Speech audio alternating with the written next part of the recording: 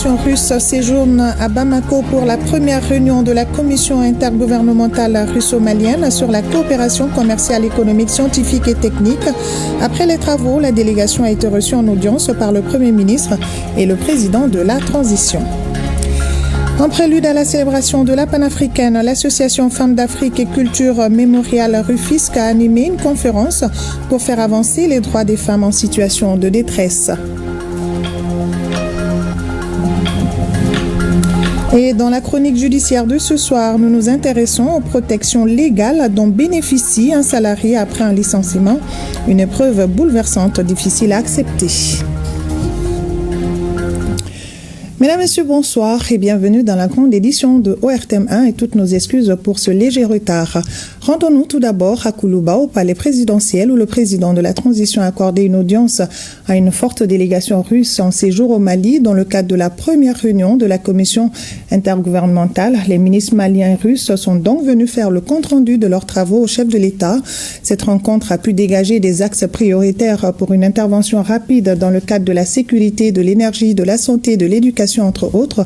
Pour plus de détails, écoutons le ministre russe de l'énergie et le ministre malien de l'économie et des finances au micro de Sira Batili.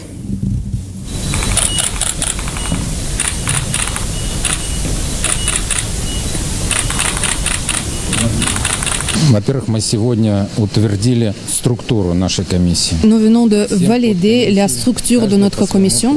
Nous avons validé la création de 7 sous-commissions dans le cadre de la commission intergouvernementale. Chaque sous-commission sera chargée d'un secteur séparé. Nous avons validé la création des sous-commissions ensemble avec mon collègue. On avait initialement 6 commissions, mais aujourd'hui nous avons pris la décision de créer la 7e sous-commission. Nous avons voté à l'unanimité pour la création de cette 7e sous-commission et nous considérons cette décision correcte. Cette sous-commission va traiter les questions de la santé, de la situation sanitaire et épidémiologique. Dans le cadre des travaux de cette sous-commission, nous envisageons les livraisons des laboratoires mobiles qui pourraient fonctionner ici au Mali. Compte tenu des difficultés que nous avons traversées, à savoir la crise épidémiologique en 2019, la protection sanitaire de la population est un secteur crucial. Nous nous sommes mis d'accord de nous concentrer sur les axes prioritaires de nos travaux.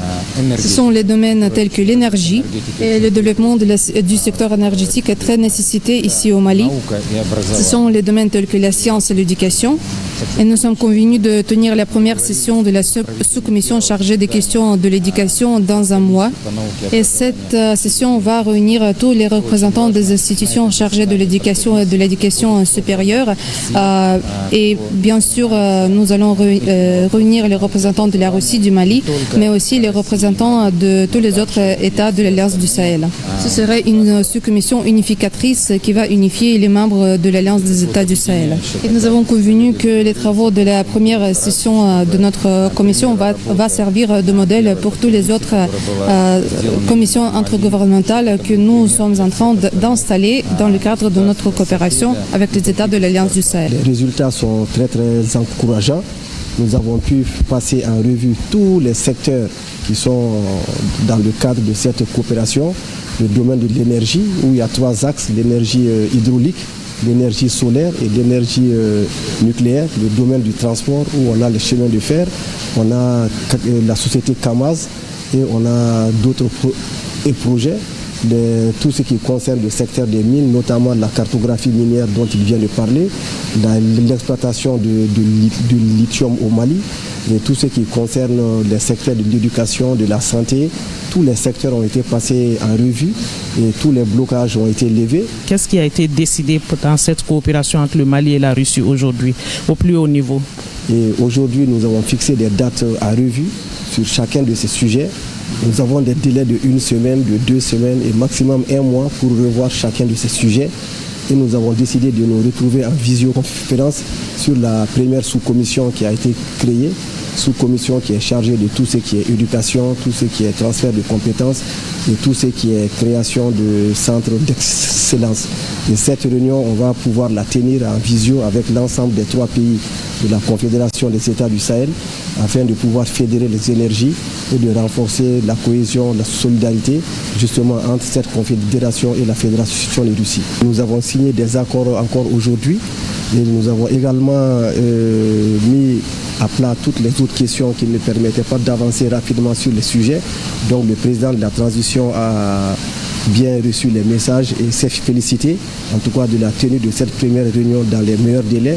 Il s'est également félicité en tout cas des résultats que nous avons entamés. Il nous a encouragé à poursuivre rapidement dans ce sens. Et il a espéré que nous puissions trouver très rapidement des résultats concrets sur le terrain, notamment par rapport au premier projet qui avait fait l'objet de beaucoup d'allers-retours entre Moscou et Bamako. Nous nous sommes engagés à poursuivre dans ce sens et à atteindre les résultats. Et monsieur le ministre va rentrer ce soir, mais les équipes vont rester pour pouvoir travailler en rapport avec les experts dans chacun des domaines pour que nous puissions très rapidement atteindre les résultats escomptés. Et avant de se rendre à Koulouba, la commission intergouvernementale Mali-Russie était à la primature. Elle est venue soumettre les conclusions de sa rencontre au chef du gouvernement. Le général de division Abdoulaye Maïga a salué les relations entre le Mali et la Russie. Dans la même matinée, le chef du gouvernement a accordé une audience au professeur Boubacar Kanté, un physicien malien travaillant dans l'interaction lumière-matière à l'Université de Californie aux États-Unis. Il a été question de l'importance des sciences dans le développement. Le reportage de Mamari Koné et Aliou Touré. Après la tenue de la première réunion, les membres de la commission intergouvernementale le Mali et Fédération de Russie sont venus partager les conclusions de leurs travaux avec le Premier ministre, chef du gouvernement. À l'issue de la rencontre, Maliens et Russes sont parvenus à des résultats satisfaisants conformément aux orientations et engagements des deux chefs d'État. Ce matin, nous avons tenu la première session de la commission intergouvernementale mixte entre la Russie et le Mali. C'est le premier cas où les dirigeants de deux pays décident de mettre en place la commission intergouvernementale mixte, qu'ils désignent les dirigeants de deux parties. Et dans un délai de un mois, nous tenons la première session de cette commission. Cela nous a permis de prendre en nombre des décisions stratégiques. Dans cette réunion, nous avons réussi à signer quelques accords et mémorandums. Nous avons établi 7 sous-commissions qui seront chargées des domaines divers. Nous avons déjà formé le calendrier des travaux des sous-commissions pour 2 mois. Et nous nous sommes mis d'accord de préparer le protocole de notre session conjointe d'aujourd'hui. Je tiens à souligner que je suis extrêmement satisfait par les résultats que nous avons obtenus au cours de nos travaux. Monsieur le Premier ministre a évalué positivement les travaux de notre commission intergouvernementale mixte.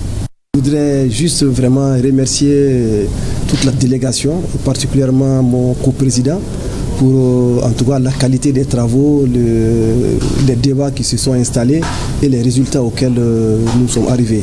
Les mémorandums ont été signés, des délais ont été fixés pour l'ensemble des tâches concernant les documents qui sont déjà en cours d'exécution. Il y a des délais d'1 semaine, de 2 semaines, de 1 mois qui ont été fixés et il y a des dates de revue pour chacune de ces questions et nous envisageons également une visio avant la fin du mois d'août. Tout cela pour donner vraiment un coup d'accélérateur à tout ce qui est en train de se passer.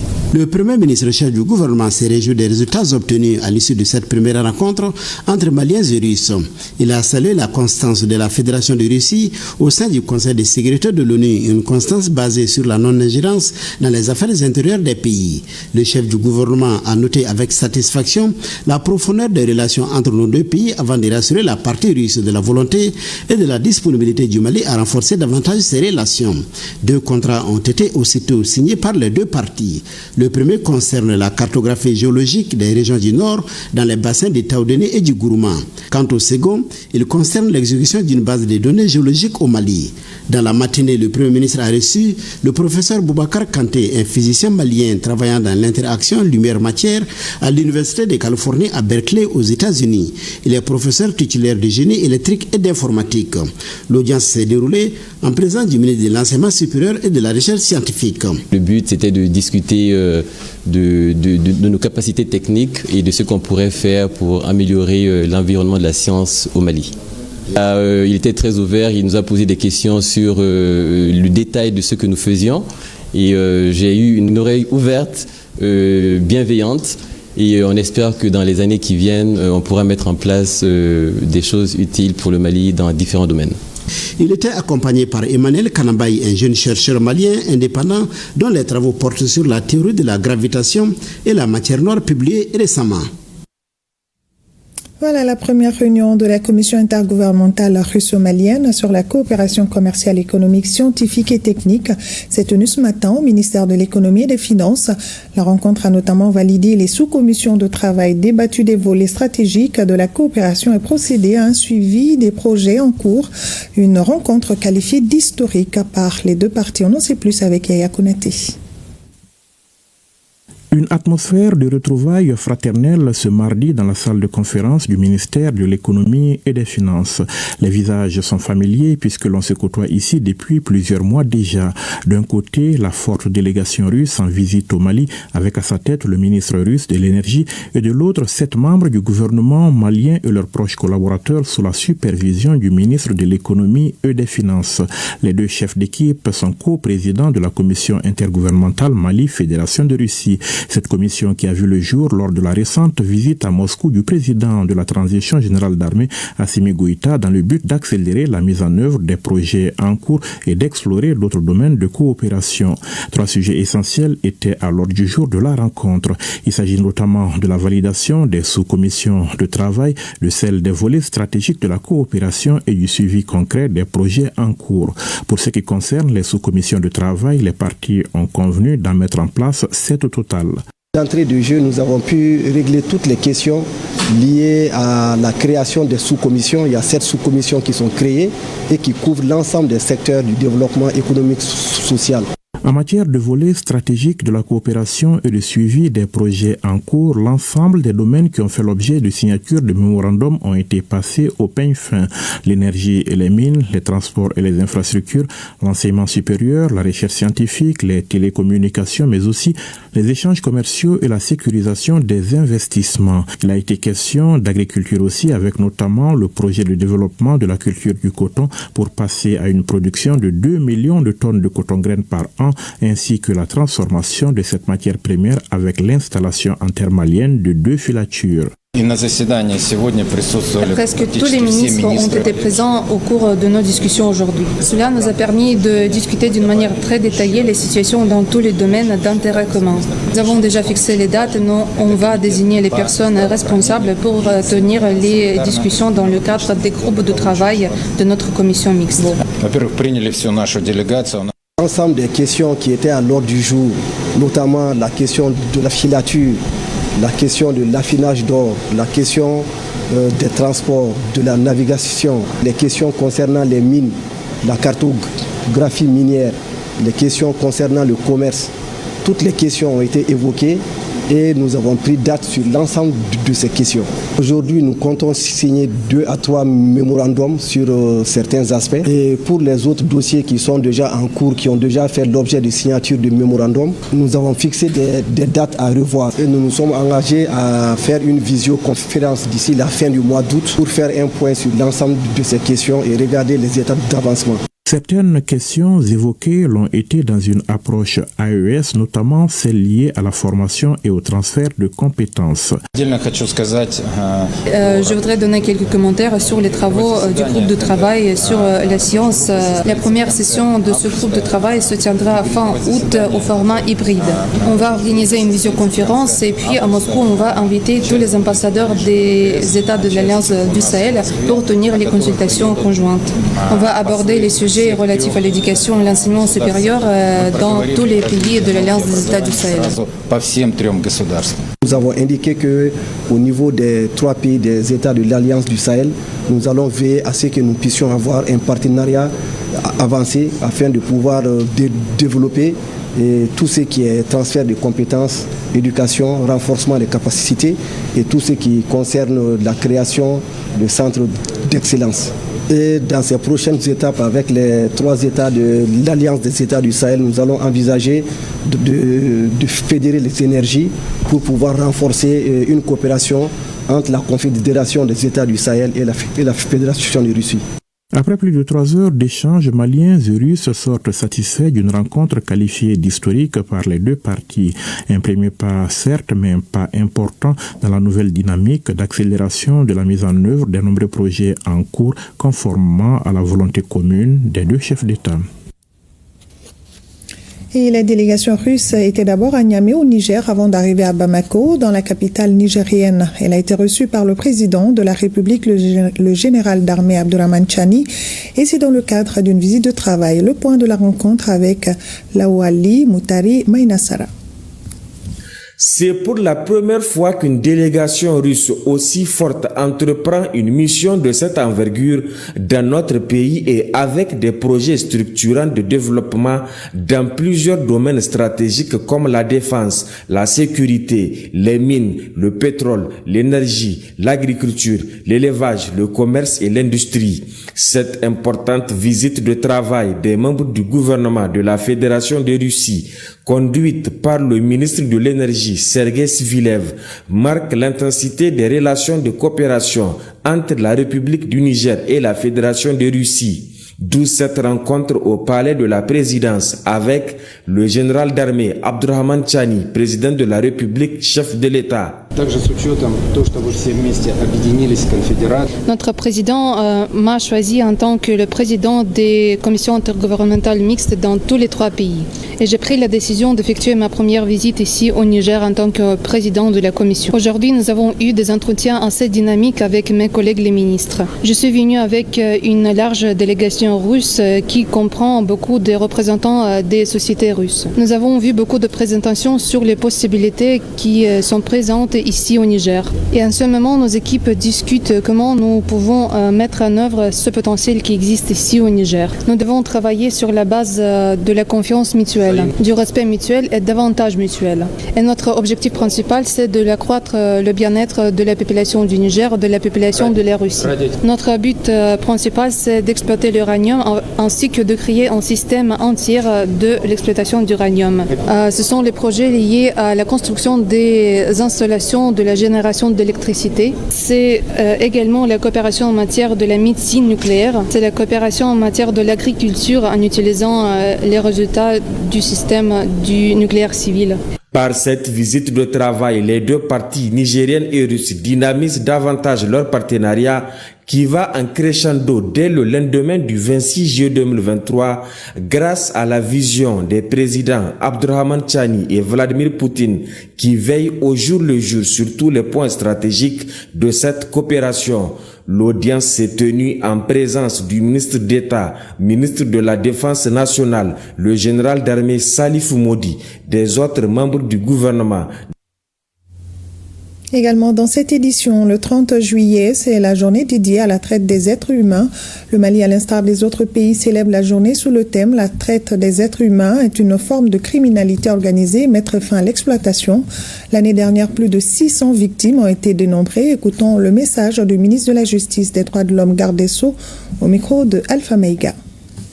La traite des êtres humains n'est pas un phénomène isolé. Elle s'inscrit dans un système bien plus vaste de criminalité organisée qui perdure malgré les efforts déployés à l'échelle mondiale. C'est à ce fléau qu'est consacrée la journée mondiale de la lutte contre la traite des êtres humains. Cette journée, qui marque la 11e édition de cette mobilisation internationale, n'est pas seulement une commémoration symbolique. Elle incarne également notre devoir collectif envers l'état de droit, l'équité et la dignité humaine. Le thème de cette année porte sur la traite des êtres humains est une forme de criminalité organisée. Mettre fin à l'exploitation. À l'occasion de cette journée, des chiffres alarmants ont été dévoilés, rappelant tout simplement l'ampleur du phénomène. Des données qui interpellent et du coup soulèvent une question essentielle. Quelle solution pour endiguer ce crime ? Rien qu'en 2024, nous avons pu identifier 629 victimes, engager 430 enquêtes et sensibiliser des dizaines de milliers de nos compatriotes. Afin de trouver une solution pérenne à ces phénomènes exécrables, il a été adopté un nouveau code pénal qui prend en charge la lutte contre la traite des personnes et le trafic illicite des migrants. Pour le gouvernement, Cette journée est une opportunité de réaffirmer son engagement ferme contre ce phénomène. Selon le garde des Sceaux, des actions concrètes seront menées pour mettre fin à cette atteinte grave à la dignité humaine. C'est pourquoi j'insisterai en outre sur le rôle des leaders religieux et traditionnels, des associations, des médias et des citoyens, de manière à la fois collective ou individuelle, à se joindre à cette cause, car derrière chaque victime, il y a une histoire, une souffrance, une dignité bafouée, mais aussi une espérance à restaurer. Il faut mettre fin à l'exploitation des êtres humains, a déclaré le ministre Kassogué, appelant à une mobilisation collective. Voilà la synthèse du message du ministre de la Justice avec Alpha Maïga. Les FAMA ont mené des opérations d'envergure dans la région de Kidal visant d'importants chefs d'Al-Qaïda au Maghreb islamique. Les détails avec Abdoulaye Sako. L'état-major général des armées informe l'opinion nationale et internationale que le 16 juillet 2025, les forces armées maliennes ont mené une opération de précision dans le nord de Kidal visant d'importants chefs d'Al-Qaïda au Maghreb islamique AQMI. Ces leaders terroristes de rang international étaient directement responsables de la planification et la coordination des actions du groupe de soutien à l'islam et aux musulmans sur le territoire national et dans le Sahel. La précision des renseignements obtenus ainsi que le professionnalisme des FAMA ont contribué à la réussite de l'opération. L'état-major général des armées rassure que les FAMA ne ménageront aucun effort pour le retour de la paix au Mali et dans le Sahel.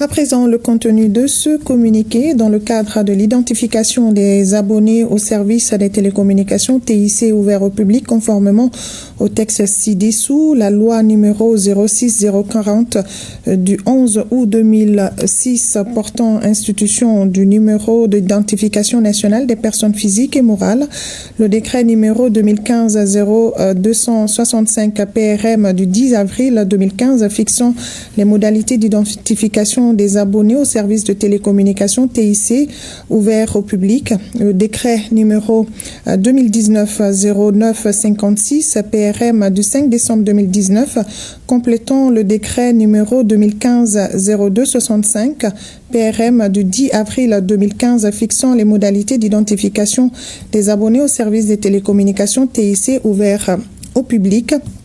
Le ministère de la Communication, de l'Économie numérique et de la modernisation de l'administration a constaté que des individus malveillants et mal intentionnés ont contourné ces textes en utilisant frauduleusement des informations d'autrui pour l'identification des cartes SIM, lesquelles sont revendues illégalement. À cet égard, le ministère rappelle que les dispositions prises ont permis l'interpellation de plusieurs personnes au pôle national de lutte contre la cybercriminalité où une instruction est ouverte pour situer les responsabilités. Pour mieux sécuriser les données des personnes physiques, il a été instruit aux opérateurs de donner la possibilité aux citoyens de vérifier leur identification auprès de ces derniers. La mise en œuvre de cette instruction ces derniers jours a conduit à des divulgations de données à caractère personnel des abonnés, toute chose qui contrevient à la protection des données à caractère personnel en République du Mali. À cet effet, les structures techniques, notamment l'Autorité de protection des données à caractère personnel, l'Autorité malienne de régulation des télécommunications, des technologies, de l'information et de la communication et des postes, travaillent étroitement pour protéger et sécuriser les données de tous les abonnés en rapport avec les opérateurs de télécommunications.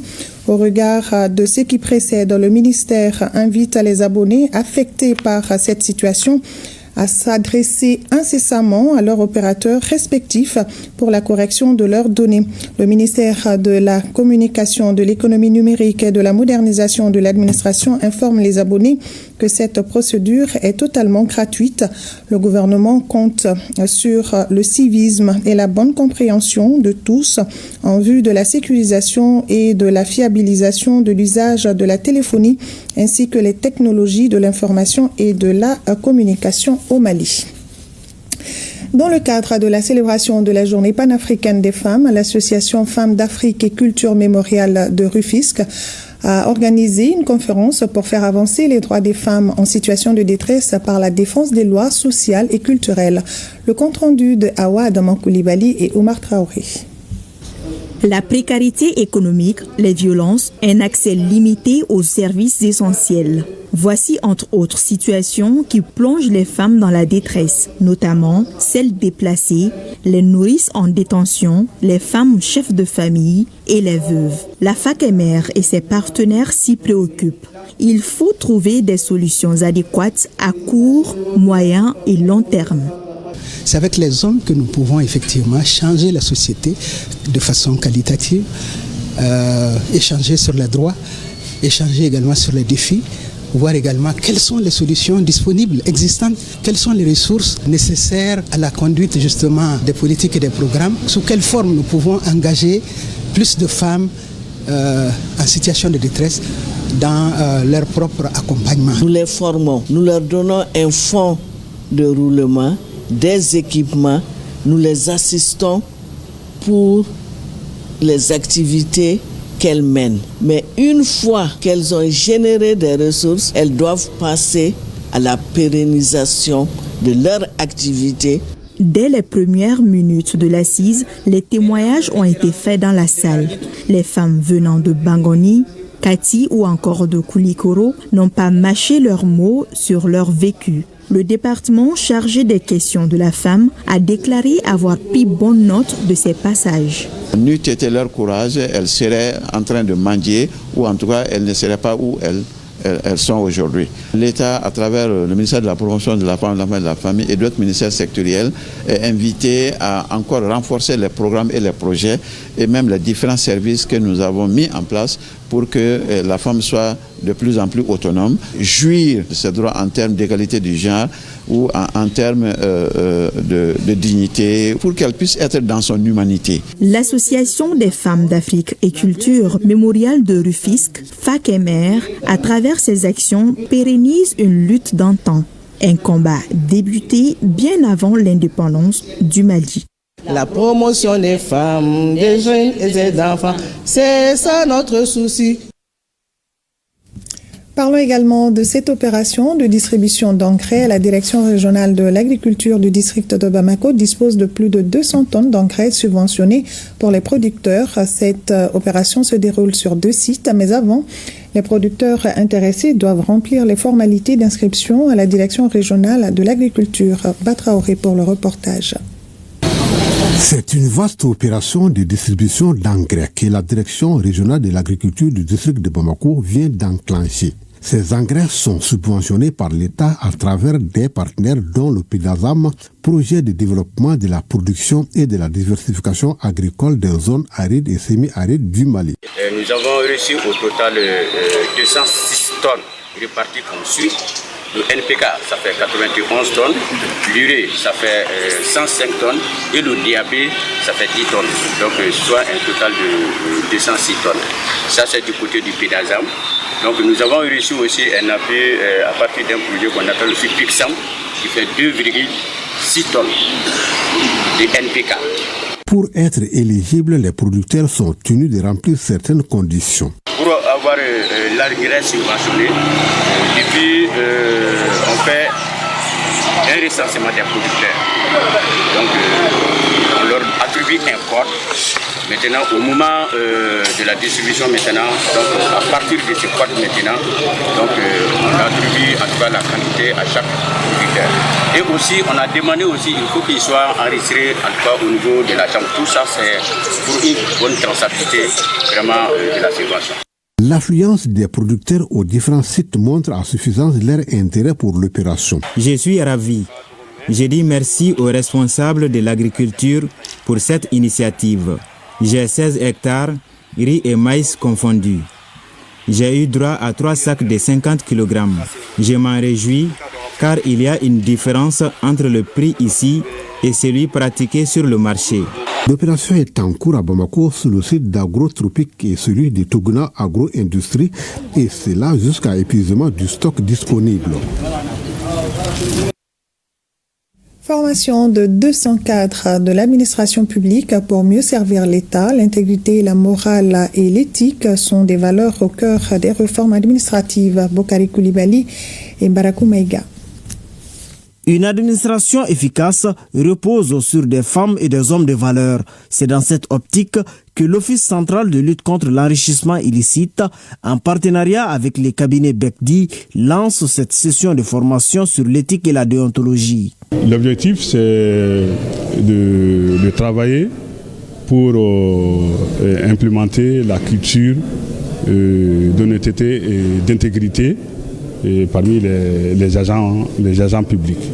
Et le rôle des référents et déontologues, c'est justement de servir de conseiller, d'écoute et d'orientation pour ces cadres-là en matière d'éthique et de déontologie. Durant 8 semaines, 200 agents bénéficieront de modules pratiques destinés à ancrer les principes de bonne conduite professionnelle au cœur de leur mission. Nous avons conçu une formation en plusieurs étapes. La première étape, c'est d'examiner un peu tout ce qui est lié au contexte actuellement. Qu'est-ce qui se passe, comment les cadres se comportent. Et ensuite, expliquer les sources. C'est vraiment une panoplie de textes qu'il faut présenter. Cette session est financée par le projet d'appui aux structures de gouvernance, une initiative qui ambitionne de faire de la transparence un levier du développement. Nous allons commencer avec une masse critique, mais notre objectif, c'est que tous les services puissent avoir des référents déontologues ouverts et bien sensibilisés, bien formés, qui puissent prendre en charge au niveau de leurs services tous les agents. Formés pour réformer, les cabinets Bekdi et l'OCLEI, à travers cette initiative, mise sur l'humain pour bâtir une administration au service de l'intérêt général. Parce qu'au-delà des textes, c'est la conscience professionnelle qui fait toute la différence. Également, ce communiqué de l'AMRTP dans le cadre de la mise en œuvre rigoureuse de processus d'identification des abonnés au service de télécommunications, l'autorité malienne de régulation des télécommunications, des technologies, de l'information et de la communication et des postes, AMRTP, informe le public au titre de la consultation des numéros rattachés au numéro d'identification nationale NINA. La MRTP a instruit l'ensemble des opérateurs titulaires de licence à mettre à la disposition des abonnés un dispositif technique leur permettant de vérifier les numéros de téléphone rattachés à leur NINA. Tout abonné ne reconnaissant pas un ou plusieurs numéros associés à son identifiant est invité à se rendre dans l'agence la plus proche de son opérateur afin de procéder à la correction ou à la suppression des 10 numéros. Cette opération vise à assainir les bases de données des opérateurs et à renforcer la sécurité et la fiabilité des informations d'identification. Au titre d'acquisition d'une carte SIM, la MRTP rappelle à tous les usagers qu'aucune carte SIM ne peut être vendue sans identification préalable. Toute personne souhaitant acquérir une carte SIM doit impérativement se présenter auprès d'un opérateur ou d'un distributeur agréé muni d'une pièce d'identité en cours de validité comportant le NINA. En outre, pour les identifications hors agence, la prise d'une photo du jour de l'abonné obligatoire et fait désormais partie intégrante du processus d'identification. Au titre de la responsabilité des acteurs de la chaîne de distribution, la MRTP rappelle aux opérateurs que la maîtrise de leur chaîne de distribution leur incombe sous peine de sanctions prévues en la matière. Et dans le même sens, l'autorité de protection des données à caractère personnel APDP a été saisie de plusieurs dénonciations et plaintes pour des faits de violation de données à caractère personnel intervenus à la suite de la campagne d'identification des abonnés des opérateurs de téléphonie à travers le numéro d'identification nationale NINA. En sa qualité de garante du respect des normes de protection des données à caractère personnel, l'autorité souligne l'importance de la mise en œuvre de mesures de sécurité adéquate sur les individus et les opérateurs de téléphonie pour prévenir les risques de violation de données qui englobent une variété d'informations sensibles dont le traitement inapproprié peut porter atteinte aux libertés et droits fondamentaux des personnes concernées. Par ailleurs, l'autorité rappelle aux citoyens que la publication sur les réseaux sociaux de numéros de téléphone qui seraient rattachés à des NINA constitue une violation de données à caractère personnel. Face à cette situation, la PDP, conformément à sa mission de contrôle de traitement de données à caractère personnel, rassure l'ensemble des citoyens que des dispositions sont en cours afin d'élucider ces faits qui s'apparentent à une compromission massive de données à caractère personnel. Suite de ce journal, l'École supérieure de journalisme et des sciences de la communication a organisé un atelier de formation sur l'élaboration de syllabus réunissant enseignants et étudiants autour de pratiques pédagogiques innovantes. Ce projet ambitieux vise à préparer les futurs journalistes pour faire face aux défis d'une profession qui demande des exigences. Reportage à Moussa Kamara. Au moment où la désinformation et les fake news menacent les métiers des journalistes, les besoins d'une formation solide et adaptée n'a jamais été aussi pressant. L'École supérieure des journalistes propose une approche pédagogique moderne à travers l'élaboration des syllabus intégrant des modules sur les programmes de formation. Les syllabus font partie des éléments fondamentaux qui nous permettent aujourd'hui d'assurer la qualité des enseignements que nous donnons au niveau de l'université. Le système LMD est basé sur l'application, c'est-à-dire la culture même des syllabus. Pendant 5 jours, les enseignants sont invités à réfléchir sur leurs propres pratiques et à élaborer des syllabus adaptés aux besoins diversifiés des étudiants. Les syllabus, c'est un élément clé, non seulement dans le processus des cours, mais également pour nous permettre d'habiliter nos formations qu'on a ouvertes ici, notamment la formation en filière communication, la formation également au niveau de la formation continue et également le master qui a été lancé cette année. Donc c'est un élément clé qui va permettre à l'AMACSUP, qui est l'agence malienne pour l'assurance qualité de l'enseignement supérieur, de pouvoir valider nos formations. Les participants ont eu l'opportunité d'explorer des méthodes créatives pour concevoir des syllabus. Depuis 2008, le Mali est entré dans un nouveau système de formation qui organise l'enseignement supérieur.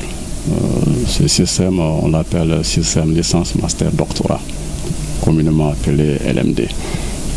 Pour garantir même la qualité des formations, il est demandé que les enseignants-chercheurs ou tous ceux qui interviennent contre les professionnels élaborent ce qu'on appelle un syllabus. Le syllabus, c'est un document qu'on élabore à l'intention des étudiants. D'ailleurs, c'est leur droit. Tout enseignant ou tout intervenant pour donner un cours à l'université, dans une grande école, est tenu de faire ce qu'on appelle un syllabus, qui va donner toutes les informations sur les cours qu'il va dispenser. Cet atelier devrait permettre de renforcer les compétences des enseignants et à ouvrir la voie à une réflexion collective pour l'avenir de l'éducation. 4e campagne de consultation ophtalmologique gratuite de la polyclinique Les Orangers. Pendant une semaine, 150 malades seront opérés de la cataracte gratuitement et des consultations gratuites pour 1500 personnes. Reportage sur Kamisoko. La polyclinique Les Orangers, située à Banangourouni, à une vingtaine de kilomètres de Bamako, respecte une fois de plus la tradition.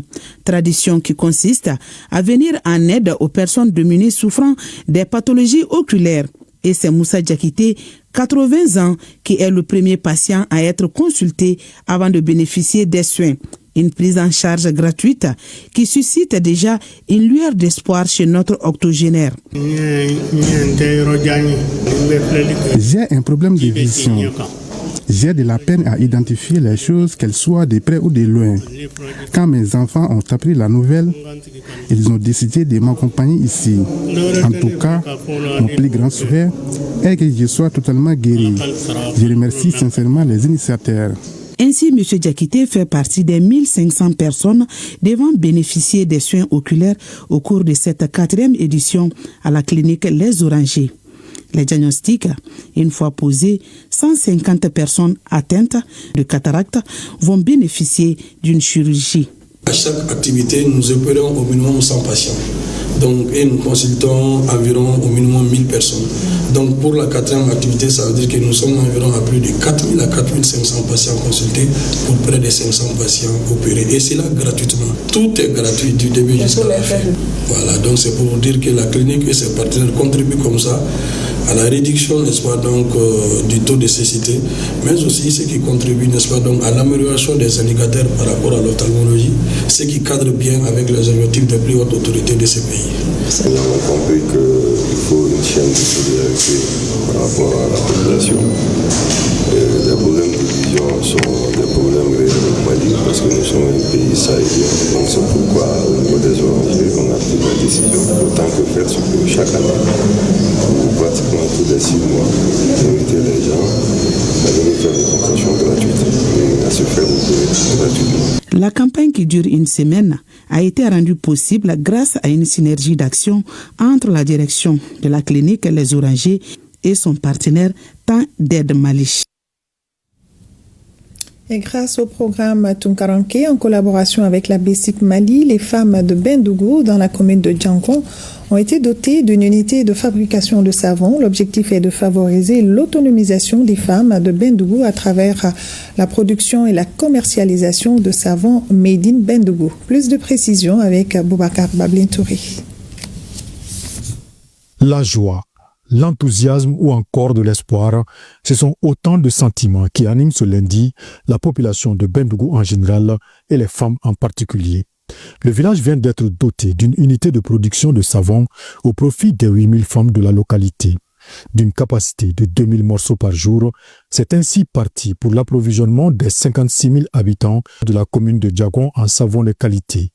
L'initiative est du programme Tunkaranke et son partenaire la BESIC Mali à travers le concept Point Diaspora. Aujourd'hui, on est en train d'implanter une unité de fabrication de savon.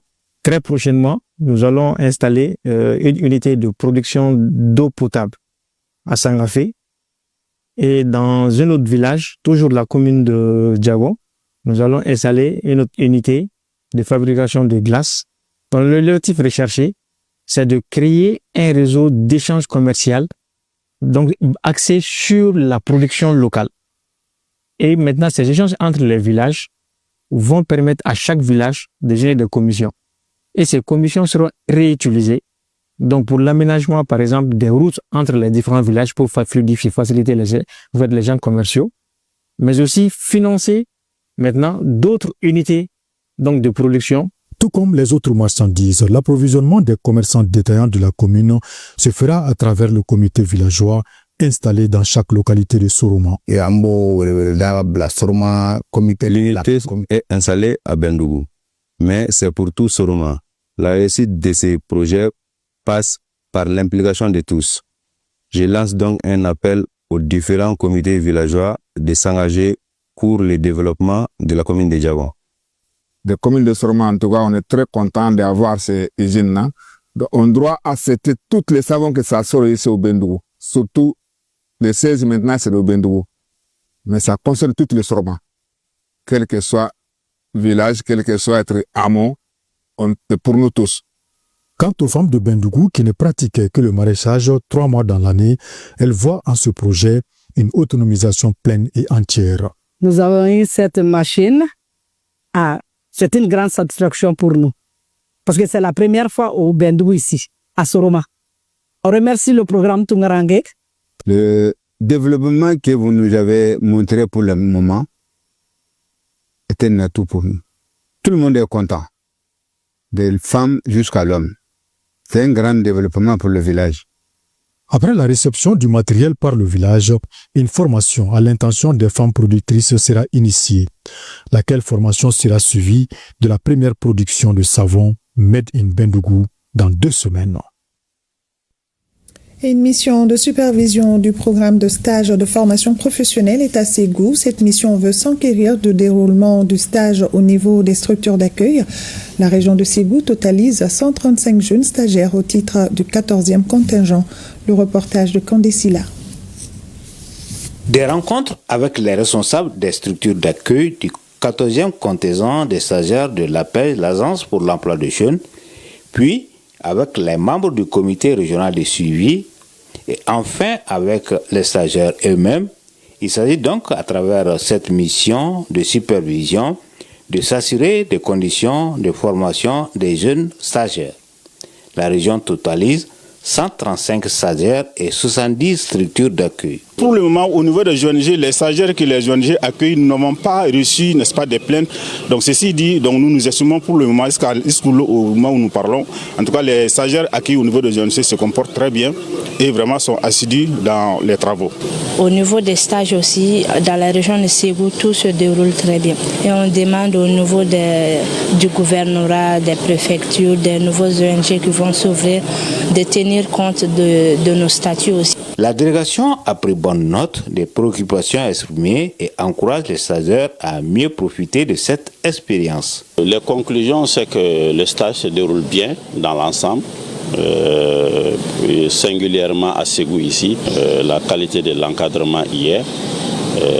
Les leçons qu'on a données, c'est que tout le monde s'implique fortement pour améliorer la qualité de ce dispositif, pour que les stagiaires puissent apprendre avec rigueur, avec discipline, pour que leur employabilité soit facilitée à la fin du stage.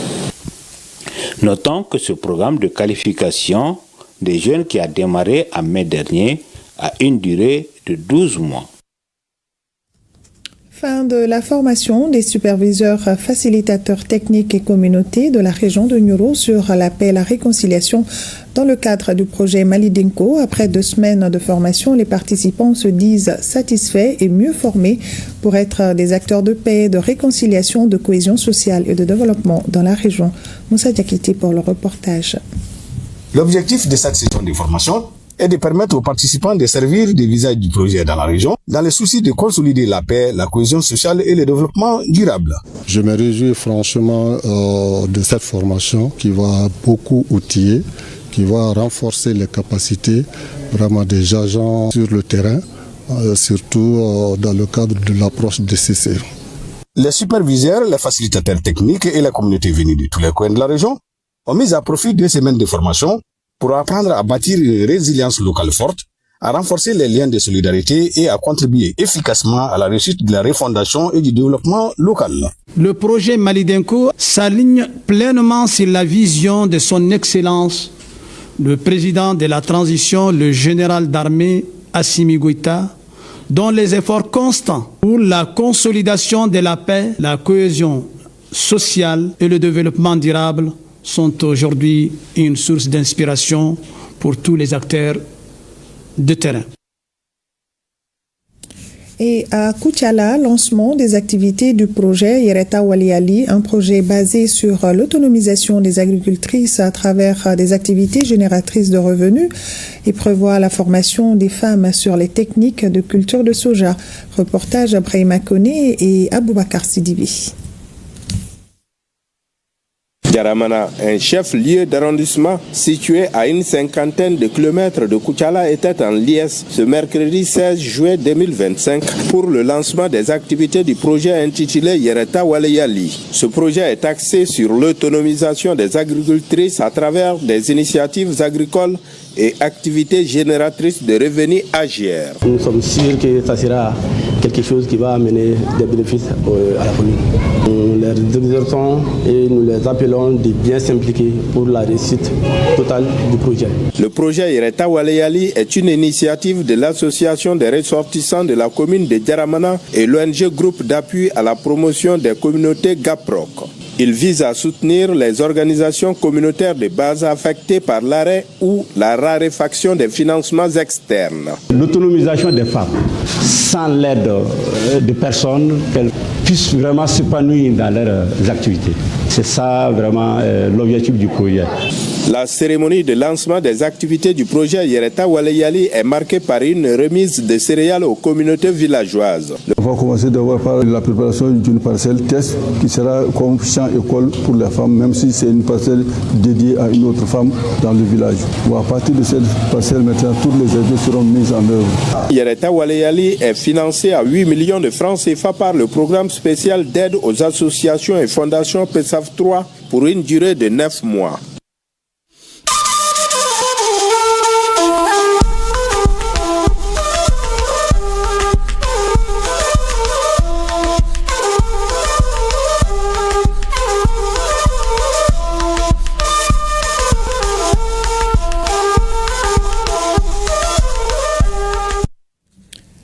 Nuit des hommes intègres, rencontre entre cadres du ministère de la Justice et des greffiers venus des différents cours et tribunaux. C'est pour valider la mise à jour des actes de justice tels que le casier judiciaire, le certificat de nationalité, entre autres.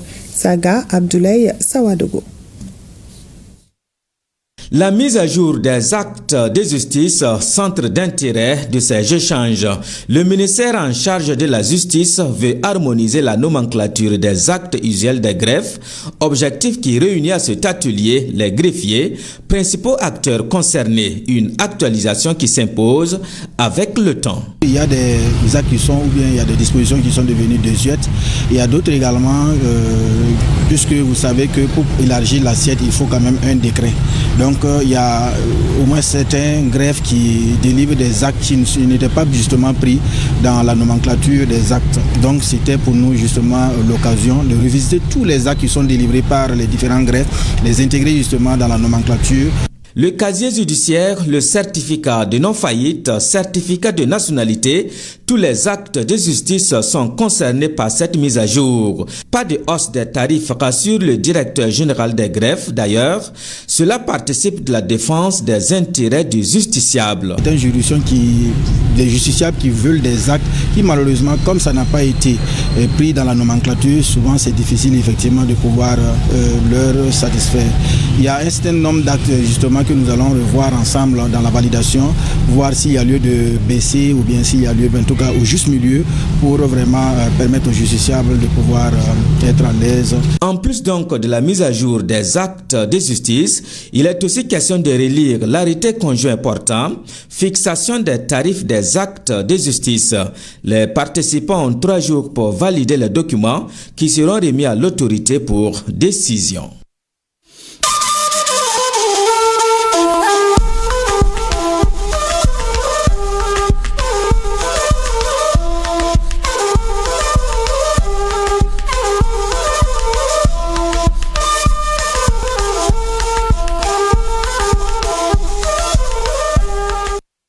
Et on en vient à la chronique judiciaire. La perte d'un emploi est une épreuve qui bouleverse à la fois la vie professionnelle et personnelle des salariés.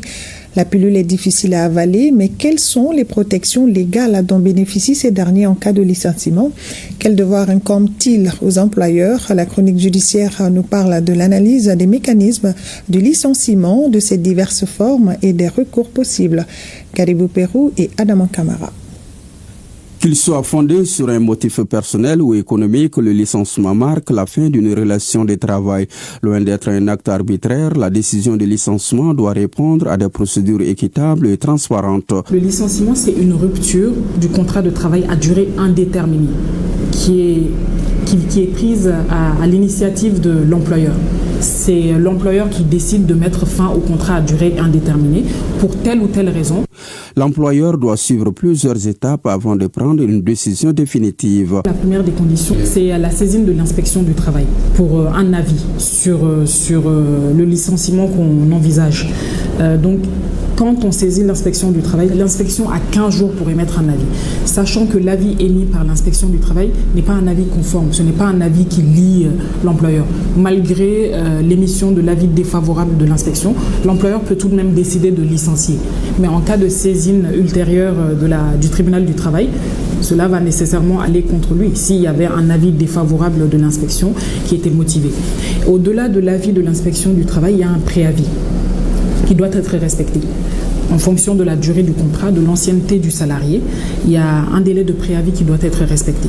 On dit aux salariés, on entend vous licencier à compter de cette date, mais on vous donne 1 mois de préavis pour pouvoir vous réorganiser, chercher du travail. En cas de contestation, les salariés peuvent saisir les services compétents pour vérifier la légitimité et la procédure du licenciement. Si vous sentez que le motif que je vous reproche n'est pas justifié, à ce moment-là, oui, vous avez des recours contre moi. Vous saisissez l'inspection du travail pour dire que vous n'êtes pas d'accord avec le motif qui est invoqué comme motif du licenciement. L'inspection peut appeler l'employeur pour un entretien, pour une confrontation. Si cela n'aboutit pas, vous avez la possibilité de saisir le juge. Vous saisissez le tribunal du travail de Bamako ou des régions pour dire au juge que vous n'êtes pas d'accord avec le motif du licenciement et vous pouvez même réclamer des dommages-intérêts. Les discriminations, qu'elles concernent l'âge, le sexe, l'origine ou les opinions, ainsi que les licenciements sans justification sont considérés comme abusifs, peuvent être contestés en justice. Il faut un motif réel et sérieux parce que si on va chercher des motifs comme par exemple l'incompétence, il faut que ce soit réellement justifié. C'est pour cela qu'on parle de licenciement avec une cause réelle et sérieuse. Si le licenciement est sans cause réelle et sérieuse, il y aura lieu à l'octroi de dommages-intérêts. Après, il appartiendra au juge de dire est-ce que c'est un motif légitime, est-ce que ce n'est pas un motif légitime. Tout cela appartient au juge. Mais dans tous les cas, ce que la loi prévoit, il faut faire les choses dans les règles de l'art. L'indemnité de licenciement est calculée en fonction de l'ancienneté et du salaire du salarié. L'employeur doit respecter les critères légaux pour éviter toute irrégularité. Ce que la loi prévoit, c'est entre 20 et 30% du salaire. Maintenant, si la convention collective qui a vocation à s'appliquer au domaine d'activité, si la convention collective prévoit des pourcentages meilleurs, plus favorables, ce sont ces pourcentages-là qu'on va prendre. Dans tous les cas, dans le cadre d'un licenciement, d'un litige social qui survient, tout ce qui est favorable aux salariés, c'est ce qu'on prend à chaque fois. L'employeur doit remettre aux salariés des documents essentiels tels que le certificat de travail et l'attestation emploi permettant aux salariés de faire valoir ses droits. Il faut toujours remettre un certificat de travail aux salariés. On remet un certificat où on ne précise pas le motif du licenciement. On ne précise même pas que c'est suite à un licenciement. On met simplement l'ancienneté du salarié, son nom et les informations qui le concernent. On lui remet le certificat de travail. On lui remet son solde de tout compte. Tout ce qu'il doit au jour où il part de l'entreprise, tout ce qu'on lui doit. Indemnité de licenciement, indemnité de préavis, congé non joui. On calcule tout cela, on lui remet un solde de tout compte et aussi s'il y a une lettre de licenciement qu'on ajoute. La meilleure manière de prévenir un litige, c'est de bien rédiger un contrat. Donc consultez des avocats, faites-vous assister par un conseil qui va vous guider dans l'exécution, dans la signature de votre contrat de travail. Et en cas de survenance d'un litige, comme un licenciement, si vous voulez saisir le tribunal du travail, faites-vous assister par un avocat, c'est toujours mieux. Une bonne connaissance des droits liés au licenciement est cruciale. Elle permet d'éviter d'éventuels contentieux, souvent coûteux pour l'employeur. À retrouver désormais dans vos librairies, le livre est édité par l'Harmattan. C'est un ouvrage de Daoudaba intitulé « Droit de la sécurité sociale au Mali ». L'œuvre de 161 pages tente de comprendre et de suivre l'évolution de ce droit, examine les tentatives d'extension de la sécurité sociale. Vient de paraître également le livre intitulé « La soif d'un pionnier ». C'est un ouvrage de 60 pages. Dans cette œuvre, l'auteur Sékou Famba retrace le parcours et les activités de certains pionniers du Mali. Afro-basket féminin à Abidjan 2025. Les Aigles basketteuses ont largement dominé ce lundi l'équipe de Cameroun 75-49. Une victoire convaincante de nos joueuses qui les met en confiance pour la suite de la compétition. Envoyés spéciaux, Kodi Sibi et Aboubakar Traoré. Les Aigles dames devaient réagir ce lundi face au Cameroun après une entrée en liste difficile contre le Soudan du Sud. On sent la volonté de réaction depuis le quart-temps initial, bien maîtrisée. Une dextérité devant le cercle soutenu par une bonne énergie défensive leur permet de mener de 9 points le premier quart. À la reprise, les joueuses du Mali sont sur leur bonne dynamique. Elles continuent d'envoyer des rafales et se créent du bonus. Les Camerounaises coincées en zone se contentent des miettes. Elles sont devancées de 15 points à la mi-temps, 35 à 20. Troisième acte de jeu, les nôtres sont sous la menace du réveil de leur adversaire qui mettent la pression. Le coach Oumarou Sidia prend un temps mort et remet ses joueuses en selle. Elles mettent ainsi de l'agressivité en défense, multipliant les interceptions et concluant les contre-attaques. Nos basketteuses prennent un peu plus d'air avec plus 17 au troisième quart. Difficile de rester concentré avec une telle avance, surtout quand l'adversaire semble résigné. Pourtant, les Aigles Dames reprennent leur festin dans le dernier acte du jeu avec un collectif huilé. Elles continuent le braquage des shooteuses du Cameroun et sont insatiables en attaque. Au buzzer final, le tableau affiche 75-49 pour le Mali. Qui dit mieux? Nos tactiques et la technique ont marché. Donc c'est ça qui a été la différence aujourd'hui. Donc c'est maintenant que en fait, la vraie compétition va commencer. Le piège c'est qu'on va avoir peut-être un quart de finale plus serein, voire même une demi-finale encore jouable. Mais il va falloir qu'on s'applique à chaque instant parce que c'est des matchs coupérés où dès que tu perds, tu sors et la compétition est très relevée. Les équipes se valent. L'objectif c'est pour gagner. L'objectif c'est pour gagner et ça c'est juste le début. On doit continuer à jouer ensemble comme on a fait aujourd'hui. Les Aigles Dames connaîtront leur adversaire des quarts de finale mercredi à l'issue de la rencontre de 8e de finale entre le Mozambique et la Guinée-Conakry.